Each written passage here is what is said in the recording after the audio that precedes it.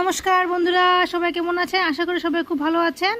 IB supporter ব্লগে একটা mini ব্লগে তোমাদেরকে স্বাগতম জানাই। তো দেখো, আজকে বৃষ্টির ভেজা সকাল। তো বৃষ্টি ভেজা সকালে আমি একটু কমলপুর আয়ে পড়ছি। তো কমলপুর আইসি একটু বেকারিতে, অন্য কাজে আইছিলাম, একটু অন্য কাজে এসে অন্য কাজটা সারছি। তো বেকারিতে ঢুকছি, একটু ছেলের নিজে কিছু খাবার নিমু, নিজের লেগেও ঘরের কিছু খাবার নিমু। তো তোমরা দেখতে পাইতেছো আমি বেকারির ভিতরে দাঁড়িয়ে রয়েছি। এই পঙ্কজ বেকারি, উমা বেকারি, সবাই চিনে এই বেকারিটা। আমরা শুরুর থেকে এই বেকারির মধ্যে থেকে আমরা জিনিস কিনতেছি। এই বেকারি এখনও আছে, আরও থাকুক। আমরা চাই আমরা পরবর্তী জেনারেশনরা এই বেকারিটা দেখতেছে। সবসময় আমরা ছোটোবেলা আসতো, এটা সনবাসের ঘর, এখন হয়েছে এটা একটু বিল্ডিং ফাঁকা ঘর হয়েছে। তো এখান থেকে আমরা আয়া পড়ছি। আমরা বাড়ির সামনের আমদুলপুর টি গার্ডেনে একটা জগন্নাথ মন্দির আছে। তো কেটা কেটা দেখছো আমি জানি না, আমার যে বন্ধুরা দেখছো না তারার উদ্দেশ্যে আজকে আমি জগন্নাথ মন্দিরটা একটু শেয়ার করলাম। তোমরা কোথাও দিদি ভাই তুমি বৃষ্টির মধ্যে বেরিয়েছি? হ্যাঁ, বৃষ্টির মধ্যে একটু বাইরেছি শিক্ষা, তোমরা সাথে সব কিছু শেয়ার করলাম। আর আজকে তো বুঝো না, ওয়েদারটা খুব আরাম। তো ওই দেখো, আমার জগন্নাথ, বলরাম, সুভদ্রা, তারা তিনজন ভাই বোন বইয়ে দিয়েছে। পাশে আরও অন্যান্য ঠাকুর আছে, কৃষ্ণ ঠাকুরও আছেন, ছোট্ট গোপোষণাও আছে। আমি তো আশ্রমের বাইরের থেকে তুলতেছি, যতটুকু পারি তোমরা ক্যাপচার করে দেখাইতেছি।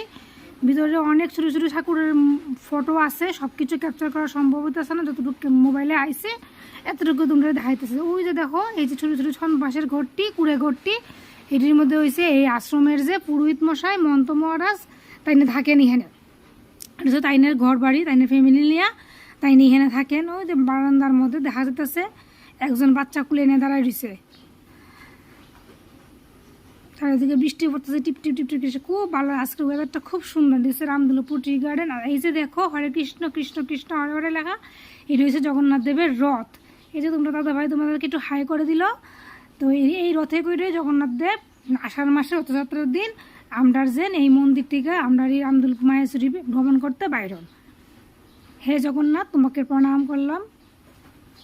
সবাই সংসারের মঙ্গল উদ্দেশ্য করে প্রণাম করলো তোমরা দাদা ভাই। তারপর আমিও একটু প্রণাম করে নিলাম ঠাকুরের। ঠাকুর মন্দিরে আইলে তো সবাই আমরা ঠাকুরের প্রণাম করি, যার যার মনের বাসনা আছে সবই আমরা ঠাকুরের উদ্দেশ্যে আমরা নিবেদন করে থাকি। ওই সময় ঘড়িতে বাজে বেলা 12টা। তো আমি আর বেশিক্ষণ সময় এনে করতাম না। তো আর যারা যারা এই মন্দিরটা দেখছেন না, তারা আমার ব্লগের মাধ্যমে দেখালাম। এটি আমার প্রয়াস। আর যারা যারা আইতে চান সবাই আয়ে পড়বেন রামদুলপুর। স্কুলের পাশে একটা মাঠ আছে, ওই মাঠের সামনে জগন্নাথ প্রভুর মন্দির আছে। খুব ভালো লাগে, প্রতিদিনই এখানে কীর্তন টীর্তন হয়। আমরা প্রায় সময়ই এখানে আই। তো ভাবলাম আজকে তোমরা সাথে শেয়ার করি। আমার আজকে আবার ইচ্ছে হয়েছিল, লেগে আজকে আমিও আইলাম। তো তোমরা কেমন লাগছে এই মন্দিরটা তোমরা একটু কমেন্ট করে আমারও অবশ্যই জানাইবা। আর সাইডে ফাইডে তো আছে চা বাগানের প্রাকৃতিক দৃশ্য তোমরা দেখতে পেতেছ। তো আর কি কমু, এটা রামদুলপুর চা বাগান, কমলপুরে সবাইই চিনা। তো আজকের মতো আমার এই মিনি ব্লগটা আমি এখানেই শেষ